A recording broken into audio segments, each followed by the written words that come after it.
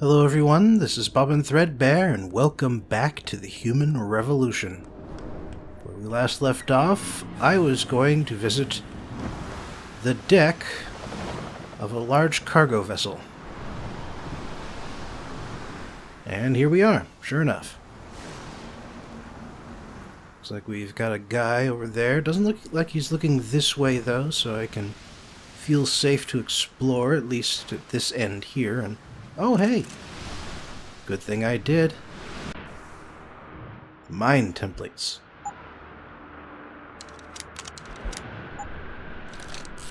There we go. There's the three colors I like to see. Red, green, and blue. Yellow I could take a leave. That's the concussion color. Alright, well if you want to make this easy on me... Oh. There we go. Yeah, I got no objections. And I do love having my stealth pistol back. But otherwise, yeah, it looks like we've got a real storm coming in here. You can actually see the waves crashing around us, and I believe the relative position of the base over there to the left changes, moves a little bit up and down, even though the deck itself stays stable relative to the camera, relative to Jensen's point of view. Yep, there it is. Yeah, you can see it moving. Looks like that's a lifeboat there. Storm seems to be calming down. Now that the brass is flying back to the base, I guess I'll be done. Wasn't soon enough for Bert. Bastard couldn't wait the couple hours we held position. Had to fly out and see the stowaway for himself. And bring Kite. I don't think it was his choice. I'll bet she had to talk to Bernard to be included. Base commander or not, she doesn't carry much weight with Bert and his spec ops. Well, I hope she learned what she needed to down in the hold, because once Bert gets this joker in detention, no one will be hearing from him anytime soon. Good. I was there when we found him. We got 5 guys before we can subdue him. So I'm not going to be losing any sleep over him. At least we'll finally be locking up someone who deserves it. Hey, watch what you're saying. We do not talk about the detainees. You know that. Shut up. See, this is why I'm not really ready to consider these guys innocent. Because they sure as hell sound like they know what they're doing, and that they know what they're doing is wrong. What? Check it out. Over here. Yep, I got him. And there's a couple more guys coming down the stairs here. Ooh, man. I was not expecting my shot to be that good. I'm not complaining, mind you. I'm just a little surprised, that's all. But yeah, you could see that second guy was running back to get to the alarm. You see those bastards? You have to admit it, they're tough sons of bitches, especially Bert. He doesn't look it, but the guy must be 60. I still wouldn't want to mess with him. Fair. Are you afraid he'll hypnotize you or something? Get rid of his odds and he's just another old man. Same with all those spec-off bastards. They're nothing without their odds. Maybe, but you can't say they aren't effective. I heard rumors about what they did at the pirate town off New Guinea. Scorched. Yeah, maybe they're nothing without their augs, but what about you? What about your gun and your body armor? How good are you without that stuff? Because Jensen here's just been kicking some ass, despite being reset to Factory 0. What's your excuse?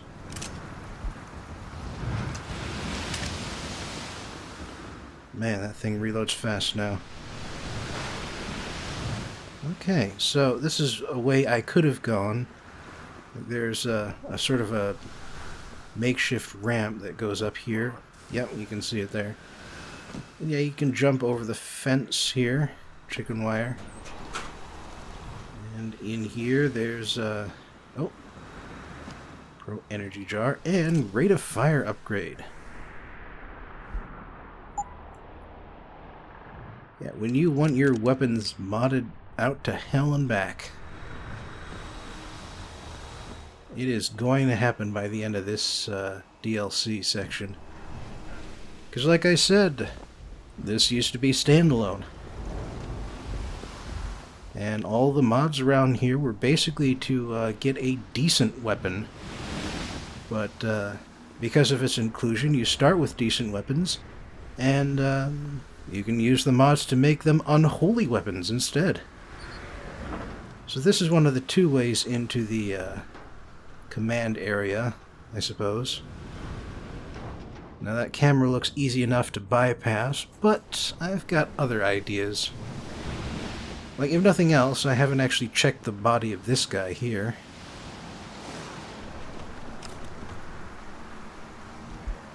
Oh, backward secretary. And there's his pistol. Yeah, I'm finally starting to build up a second clip. Fun. Oh. Hello there. Apparently someone's got a fishing spot over here. And he doesn't have a cooler for the fish or something. Like, I do not fish, but I'm pretty sure you don't just sort of leave the fish flopping around on the deck. It's kind of a good way to see them flop off the deck and then back into the water. Anyway, so that's actually sort of a stealth route. Get you past the guards downstairs and get you past the guy who wanders around up here.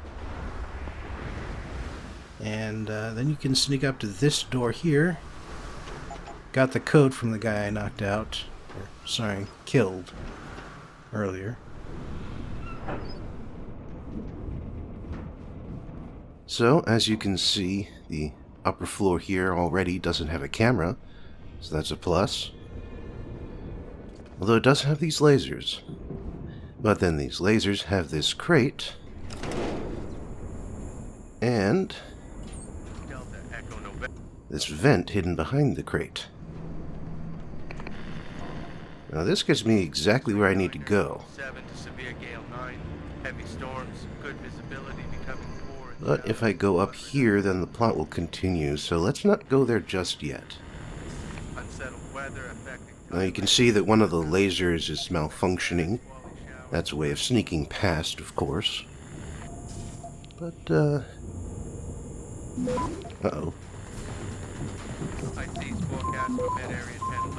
So I slowed it down with the, spam.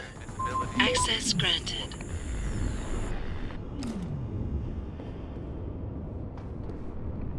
Anyway, so that actually turns off both of the laser grids up here. And by getting past that camera and the lasers, you can reach this particular room. Entirely optional.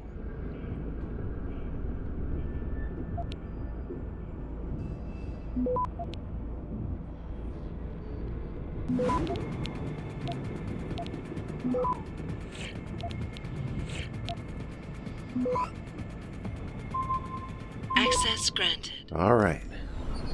So it's back here. Huh. Looks like a place where the crew sleeps. Now, if there are more people than there are beds, there's an explanation for that. Because a whole bunch of reinforcements showed up with the hang on. Alright. A whole bunch of people showed up with the 2 base commanders as reinforcements. And you may also recall that Jensen here took out 5 guys. Looks like there are enough beds to accommodate that, at least.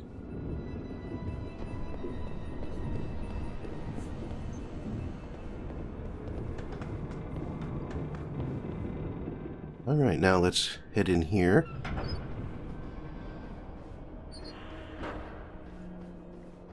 So there's a few different places around here I can go, but I need to be in here for the plot to continue. Richard. Francis Pritchard isn't going to be hearing you anytime soon, Bratan. Not to know this close to the base is jamming array. Who the hell are you? Someone who's gone through a lot of trouble to make your escape look like accident. I was hoping you wouldn't call quite so much attention to it on your way to this room. But one works with the tools he has. Get to the aft cargo bay. Find the sally port there and enter it. You're going to encounter more resistance. But the longer you stay undetected, the better off your future will be. You would be even more upset with me if I were, if I had gotten an alert as well as not had Ghost. X-ray 9er, north 7 to severe gale 9. Heavy storms, good visibility, becoming poor and showers, moderate ice. Have not been confirmed, but we've already had one breach this trip. I'm sure some of the boys are just a little Unsettled jumpy, weather but affecting Thailand and Strait of Let's Malacca. not take any Expect chances. scattered squally showers and thunderstorms. I believe these guys would not be alerted if I had Ghost. But aside from that, they would still exist and they would still spread out through the CIC area here. Veering southwest, thundery showers, moderate to good visibility. Stabilizing fins deployed. Roll reduced to acceptable values. And that's that taken care of. South between 90 and 142. So what about the guy out here? Occasional rain, visibility moderate or poor. Sea Oh, fog he's warning. turned the other way. It's a good time to creep up. And nail him in the head. Delta Echo November, southwest gale 8 to storm Ooh. 10, veering west, severe More gale 9 to crank violent storm darts. 11. Rifleman Rain, bank then squally station. showers. More energy. Becoming moderate. R337.5 relative. X-ray 9er, north 7 to severe gale. Still don't have any ammunition for the Good visibility. assault rifle though. Showers, moderate icing. It's too bad. Unsettled weather affecting Thailand and Strait of Malacca. Starboard Expect bow scattered squally thrusters to showers and 1/3. thunderstorms.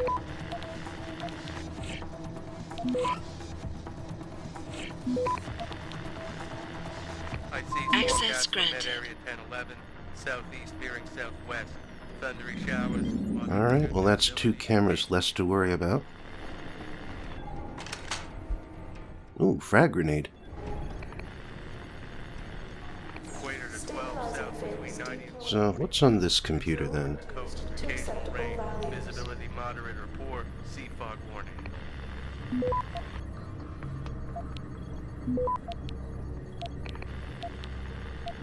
Delta Echo November, southwest gale 8 to storm 10, veering west, severe gale 9 to violent storm 11, rain, then squally showers. Access before becoming granted. moderate. Ooh, another praxis point.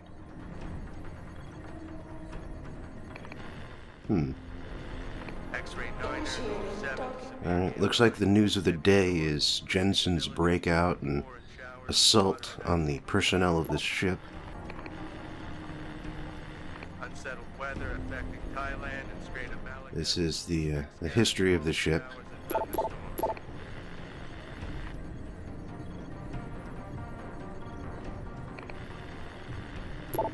IC's forecast for mid-area 1011. And they're complaining about that EMP chair, by the way. The one that Jensen was in. Because it's causing them all kinds of trouble. Moderate to good visibility, occasional Roll reduced. Like, apparently it is the reason why people are not suspicious of the hackers' activities.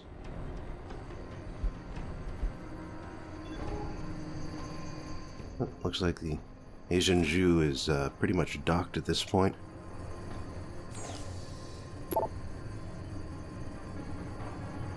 Ooh, weather report, how exciting. Starboard bow thrusters to 1/3. Emergency Mayday, that's again from Jensen's activities. Jensen's first activities, not what he's doing right now, that is. Because right now what he's doing is still,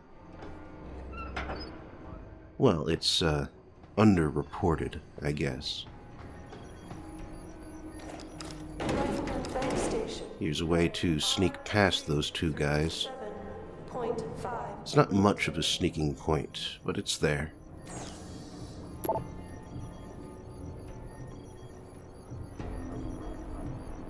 Huh. This is that one stasis pod that broke. And this is the update, that everything's fine now. And this is when, you would find out that that person had died if you didn't intervene. Thrusters to 1/3. Naturally.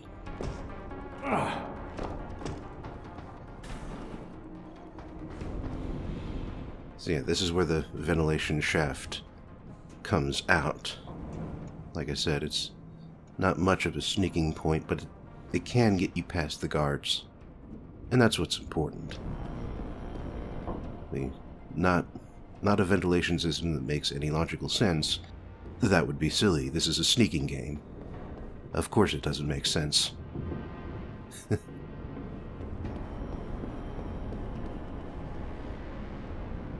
So, oddly enough, there are two ways down. A staircase and a ladder. You can see this is where the ladder comes out.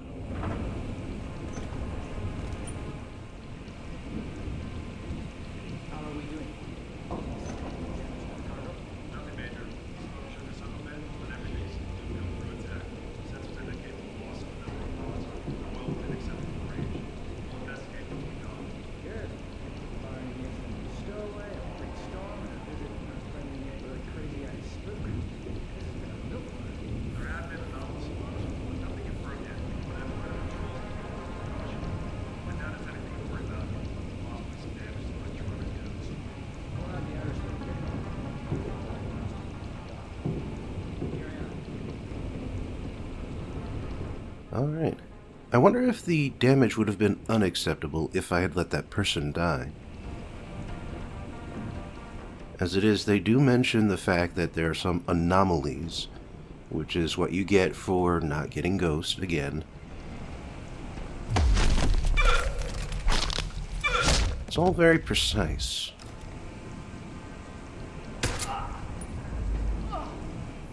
Luckily, the pistol has that much range.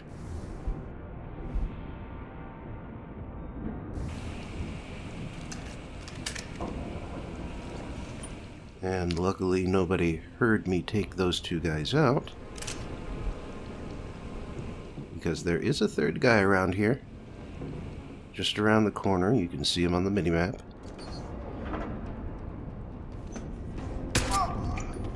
And that takes care of that.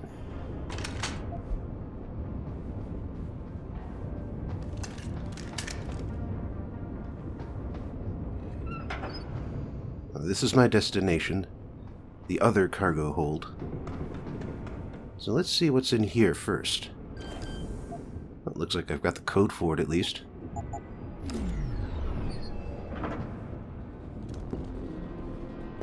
Ooh, ammunition. Ooh, grenade ammunition. Oh, and a shotgun. Nothing much else though. So let's use this mine template and start stacking. Looks good. Alright, so that one door comes out to the cargo hold control room. Did you hear that? Okay, who heard that? There's nobody else around here. There should be nobody else around here. I have walked through all of these halls. And in fact, the way back to the CIC is blocked. Because I went through a point of no return. But I guess someone in the aft cargo hold area must have heard something. Because otherwise, that would just be plain creepy. Well, no one's alerted anyway, so that's fine. And let's see what the computers hold. A discussion about poker night. Someone complaining about the guy fishing off the side of the deck. And spending way too much vertical space doing it. What is up with that? But this should... Beginning final approach to Rifleman Bank Station. Okay, so that virtual map there must have been a projection or something.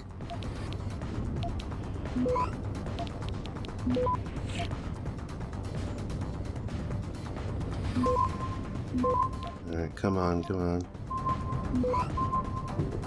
4 seconds. Access granted. Plenty of time. And that is 3 cameras I no longer have to worry about. Aft and bow thrusters full back.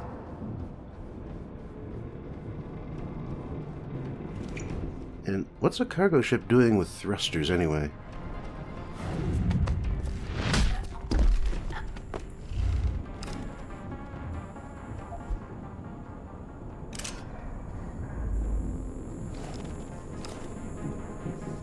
I was trying to move them a little closer to the lasers here.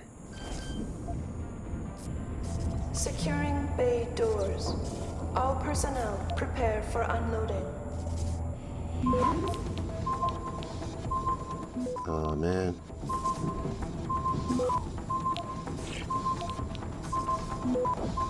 Access granted. Oh, well, somehow did that in time. But yeah, at least took out the lasers there.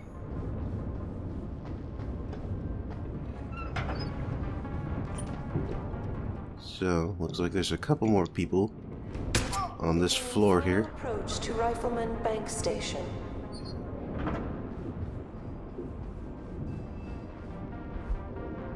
Oh, he's loaded up with goodies.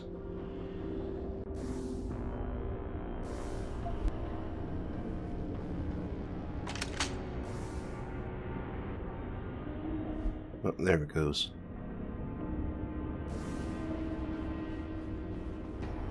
But yeah, again, these people are not at all afraid of fire, I guess. Based on what they're doing with all of the cargo in the hallways here. I mean, even if they are trying to use it to, Did you hear that? you know, Docking bay confirmed. make an interesting map. It's just so horribly irresponsible of them.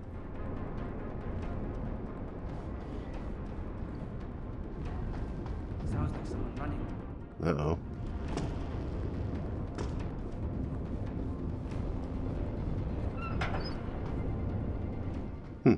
No ladder in this one. Well, fortunately I do have the Icarus mod, so that's no problem. Anyway, let's see where else we can go first. Aft and bow thrusters full back. Because it looks like this staircase. Why did I call that a staircase? This ladder goes up.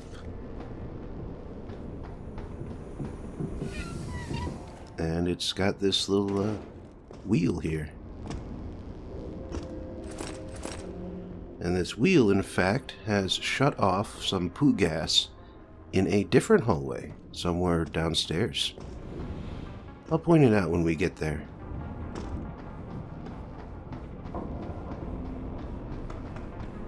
And until then, yep, this goes right back to the control room here. And this is in fact the only way out this time. There are no alternate paths out, but there are plenty of ways to go once you're out here exploring around. I mean, not as many now that I've actually been a few places. But then of course there's this. Weak wall. Yep, no praxis to spare yet. I'll have to get some. Show you where that leads. Although, Securing bay doors. All personnel prepare for unloading. if I'm not that worried about getting an alert, I can just climb up in here. Is anyone there? Stop right there! Alright, looks like he didn't tip off his buddies at least. Although I was not expecting a guy to just sort of be sitting there, leaning against the back with the wall exploded right next to him. I mean, I guess he wasn't leaning on the wall that exploded, so that's why he wasn't knocked out like that other time. Beginning final approach to Rifleman Bank Station. No, might as well.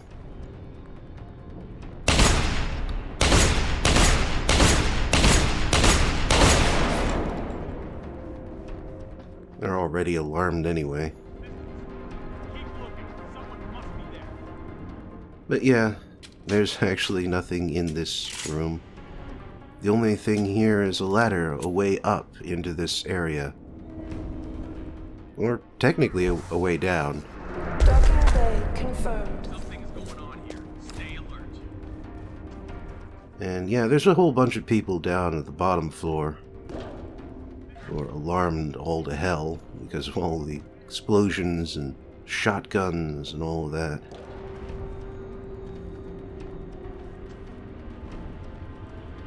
Ah, crap. I thought I'd have enough momentum. Luckily there's nobody down here. Nobody immediately down here. So nobody saw me fall. Oh, but there's plenty of people in the next room.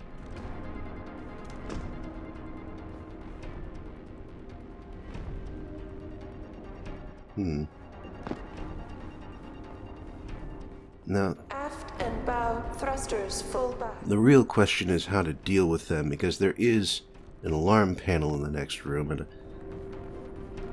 you know, actions aside, I do not want them to set off an alarm.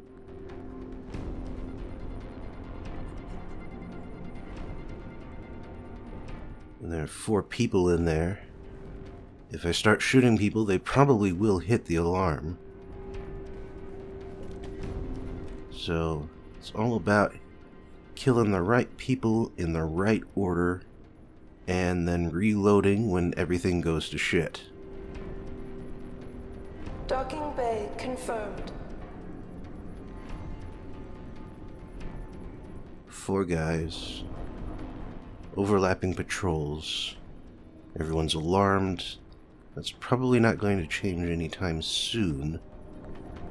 I would know the actual number of seconds it would take for them to go back to normal, but that's a mod I don't have. Someone's here. Aft and bow thrusters Oh, full and they're hostile.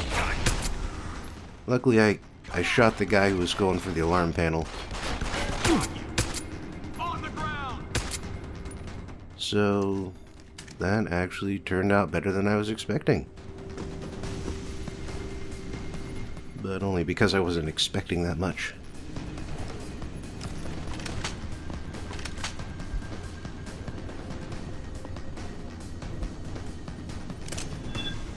Now, there is one other guy around here, Securing bay doors. but he's in a completely separate room, isolated by himself.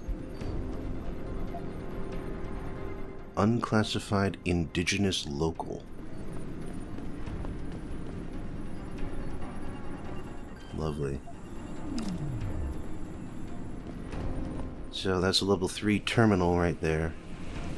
And the way to get through this area, by the way, Beginning final approach to Rifleman Bank Station. assuming you want Ghost and you don't have any mods because you're playing Factory 0, the way to do it is to knock out one of the guys who's a little more isolated than the rest. Oh, hello there, buddy. What? It turns out he's not that isolated. Because there's his buddy. This is it. Luckily, his buddy is not standing next to a Doors. alarm panel. Prepare for unloading. So you may have noticed, by the way, that that one ladder doesn't go all the way down to the, or all the way up to the top here. It's got that one area in between. That's because it's the one that you can jump down with Icarus. And you get Explorer for doing so. Like, the location you have to trip to get those points is in between the top and the bottom of that shaft. So, you know, there's only one way to get that. And this is the poo gas hallway I was mentioning earlier. And bow thrusters full back. And that was a pocket secretary I just missed. You may have noticed it. I apparently didn't. Alright, but there's actually 2 ways down into this area here. And it gets you to this elevator that you can take downstairs to the Docking bay confirmed. to the floor with all the stasis pods in it. Like I was saying, if you want to take this map stealthily, you have to knock out one of the more isolated guards and drag him over here to the lasers, because that shuts him off. And then if you can get through fast enough, nobody will ever notice that he's there. It's kind of funny. Apparently they aren't that good of the guards. Securing bay doors. All personnel prepare for unloading. Alright, but yeah, that's the, if you aren't afraid of a little fall damage, or if you have Icarus, you don't need to blow open that second weak wall. You can just jump out. And I think you can jump out from... well, I guess you can't jump out from here. So you do need to blow up that one weak wall if you want to use this as an exit. Thrusters full back. Kinda getting tired of announcement, lady. Don't know about you guys. Anywho. This is the exit. Now you can tell by the X that the right door here is progress. So let's find out what's behind keypad number 2. Oh, it's something I've got a code for at least. Move a few crates out of the way here.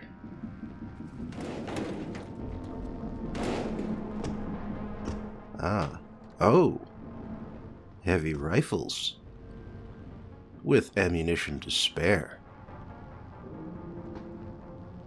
If I were a heavy rifle man, that would be a very interesting location. Alright. Keep improving my hacking here. And now, the way forward. With a required hidden loading screen. Activating security scan. You know, I hate these things. They're less intrusive, but they also have a required minimum length of time that they take up. And, Biometric data assembled. you know, if your computer is faster than the game assumes, this is all just a waste of time. Subject not recognized. Sadly, no way can set the base on alert. I may be able to buy you some time, but So, you're a hacker. there's a maintenance tunnel in loading bay 1. Access through a floor panel. Get inside. Follow the cables, and try not to kill the person inside. Access granted. Alright, and that's enough for one video. So I took a break from dystopian films for a while, but now they're back for today's Dystopia Corner. The movie I'm looking at is a little thing called Logan's Run, released in the middle of 1976. The story about the story. Logan's Run began life as a novel hacked together in 3 weeks in 1967 by William F. Nolan and George Clayton Johnson. Now, I can't speak personally since I never read it myself, but apparently the book has the kind of quality you'd expect from something written in under a month. It's also very short. In the book, the percentage of the population under 21 years of age goes up to absurdly high numbers until, by the year 2000, the youth take over the world entirely. Every citizen must kill him or herself on the day they turn 21, and if you don't, enforcers will find you and kill you. Logan's run wasn't in print for long before an MGM producer, George Pal, bought the film rights and asked the two authors for a script. They wrote one, but with all the sets and all the location shots, it would have been too expensive to film. Arguments over where to take the adaptation led to development hell, and it only re-emerged in the 70s when a different producer, Saul David, took over and had David Zella Goodman write a new script that was more inspired by the book than based on it. For one thing, the movie scales back the scope of the book from the entire world down to a single self-contained city on the east coast of America. In addition, the new script raised the maximum age to 30 instead of 21, mostly so that the producers could cast adult actors who wouldn't have to pass for teens. A third major change was to swap out the suicide booths of the original for a special effects spectacular called Carousel with 2 R's. Incidentally, the suicide booth idea had been co-opted by this point by a different MGM movie, Soylent Green. The movie's protagonist, Logan 5, was portrayed by Michael York, who, like many British actors, cut his teeth on Shakespearean plays. He already had a long and respectable career in stage, screen, and television by 1976, and he continues to work in all 3 mediums to this day. The female lead, Jessica Six, went to Jenny Agutter, another British actor who started working in her teens, but has spent less time in Hollywood and more with the BBC and the English film industry. Finally, the supporting lead, Francis Seven, was played by American Richard Jordan. Jordan was much more of a Broadway star than a Hollywood actor, but he did appear in movies like Dune and The Hunt for Red October. Sadly, he died at the age of 56 from a brain tumor. Most of the filming was done on location in Dallas, Texas. The city went through a pretty big population boom in the decades after World War II, which is why a lot of science fiction movies went there looking for futuristic sets. In the case of this film, most of the walking around shots at Arcade took place at the Dallas Market Center, which is a wholesale mall where retailers place orders for consumer products instead of shoppers. Other locations include the Oz Restaurant and Nightclub and what was at that point the Zales International Headquarters. By the end of production, the budget was $9 million, and while this wasn't a record for MGM of all studios, it was the first really expensive film they'd created in a while. Fortunately, the box office take nearly tripled that with $25 million, but it wasn't enough to stop the studio's decline during the 70s and 80s. Critics gave the film a middling reception, but it won an Academy Award for Visual Effects and 6 Saturn Awards. It was also surprisingly popular among young audiences, considering the film is supposedly a warning against ageism. 2 more points before I begin the story. The soundtrack was composed by Jerry Goldsmith, one of the greatest film composers of all time, and let me just say, it shows. Logan's Run isn't his best work, but it is definitely above average for a normal 70s film score. Second, the cinematographer was Ernest Laszlo, and let me just say this. I normally don't remark on or notice a film's cinematography, but I noticed this time, and so did others. One of Logan's Run Saturns is for cinematography, and it got an Academy Award nomination for the same category. The story. The movie begins with a text block it honestly doesn't need, followed by a few sweeping shots of the large model they made for the domed city. Once that ends, we see Logan 5 and his friend Francis 7 looking at the babies that will eventually replace them. The 2 of them are Sandmen, which means their job is to track down runners and kill them. Logan and Francis go to Arcade and have a very expositional conversation. They're off to see Carousel, a big event where 30-year-olds rise into the sky and explode as the crowd cheers them on. Supposedly, it's possible to survive and renew, but no one ever sees it themselves, and nobody knows anyone who successfully renewed. Before the event ends, Francis and Logan get a call to track down a runner, someone who turned 30 and whose hand crystal has started blinking black and red, but who didn't go to carousel. They make a game out of it, intentionally missing and chasing him all around until he falls over a railing and dies. Logan collects his possessions, including an ankh, and notices that the runner had had a face change recently. After that, a cleanup crew sprays him and he melts away. When Logan goes home, he turns on the circuit, a way for people to have sex with random partners. Logan gets a woman, Jessica 6, who refuses his advances. This confuses Logan, since you don't put yourself on the circuit if you don't want sex. But Jessica explains that her friend just died during carousel, and she doesn't want to do it with the Sandman. She's also wearing an ankh prominently around her neck, but the camera makes a point of not lingering on it. After they talk for a while, Francis comes in with a couple of ladies, Jessica leaves, and Logan forgets about her. The next morning, Logan reports to Sandman headquarters and logs the runner's possessions. The computer tells him to sit down, and informs him that the ankh and the word sanctuary are associated with an underground group trying to smuggle runners out of the city. Logan's orders are to find and destroy this resistance group, and to make it convincing, the computer sets his hand crystal to blinking, effectively cutting 4 years off his lifespan. It also fails to answer when Logan asks whether renewal is a real thing, so I'm not sure the computer has really thought this plan through. Logan orders Jessica to come to his home, since she doesn't know his real age and she has an ankh. Logan says he's going to run, but Jessica doesn't believe him. However, she does go to contact her friends in the Resistance, and they decide to kill him, just to be safe.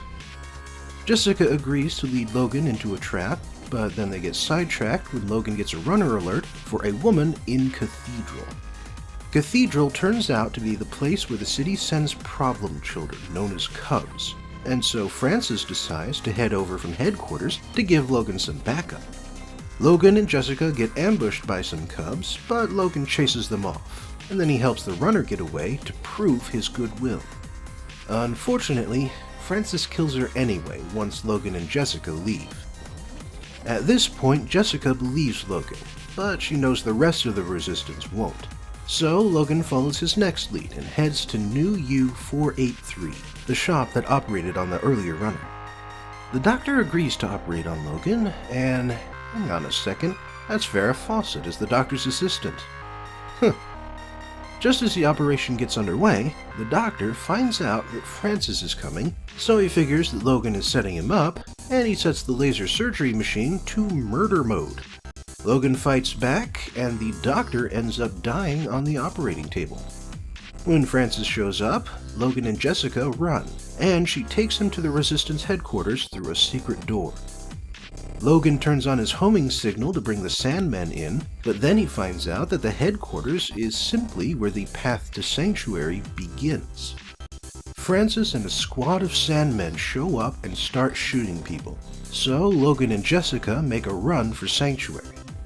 Francis chases them through the bowels of the city until they reach a door that the ankh unlocks. Logan loses his, but Jessica's works, and then Francis finds the lost ankh when he catches up. Past the door, Logan and Jessica escape into an ice cavern, guarded by a robot known as Box. Box, it turns out, is an insane old robot that has been freezing all the humans who enter the cave. Like, not cryogenically here.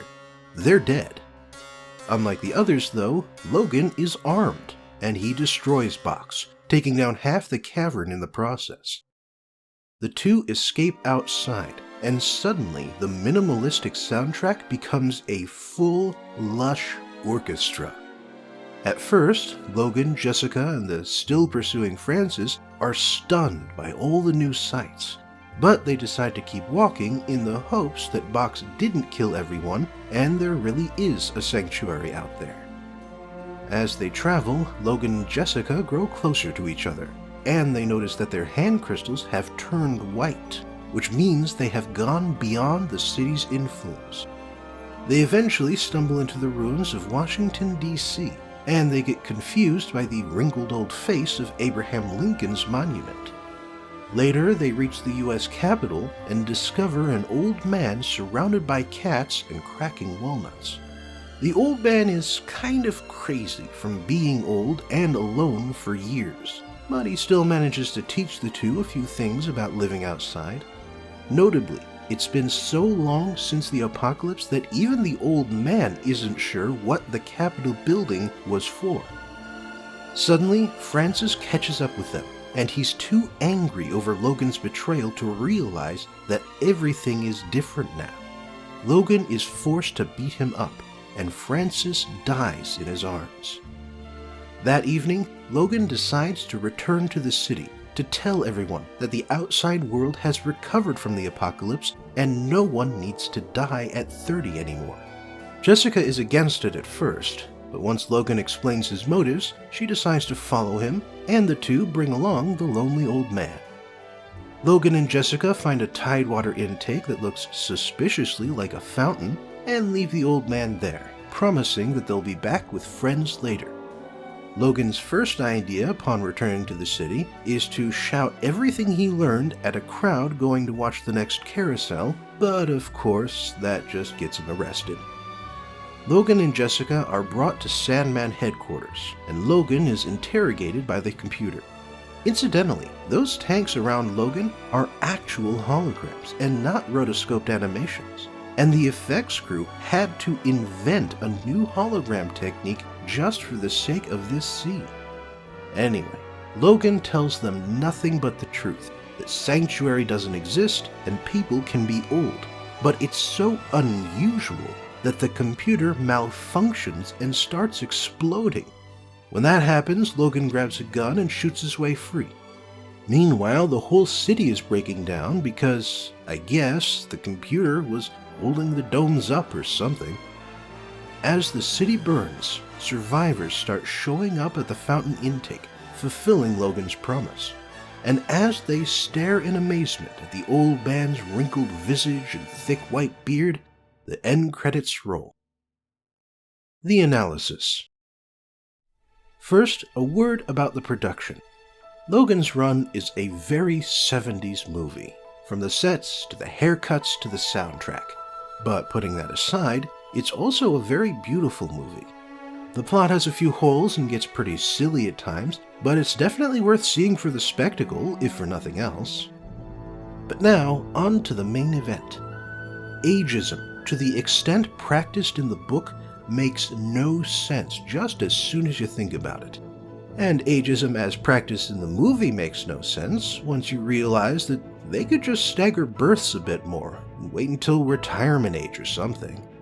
Hell, it's not like you even need people to work from what we see, since apparently most folks live a life of leisure. Even healthcare wouldn't be a big problem, considering the environment and how they select babies.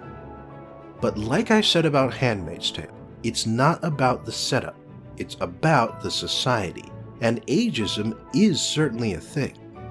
Age was a real point of contention back in the 60s, when baby boomers were at their most youthfully rebellious and the Vietnam War was raging. It's the decade when Jack Weinberg coined the phrase, "Don't trust anyone over 30."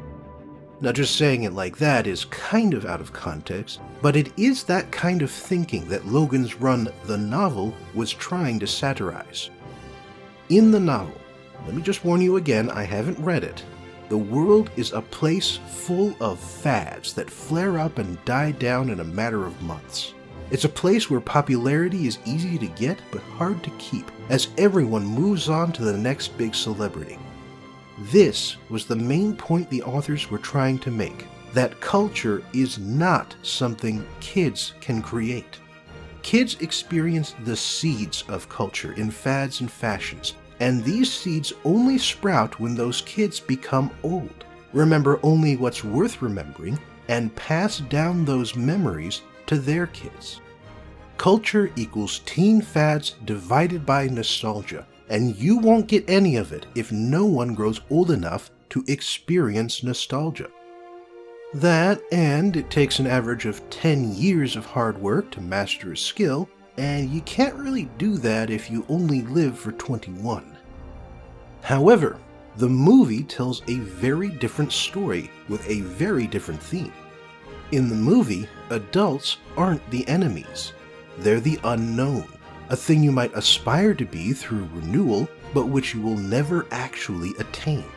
Old age is a mystery that holds now lost information, just like how the values and society of America are a mystery to these people.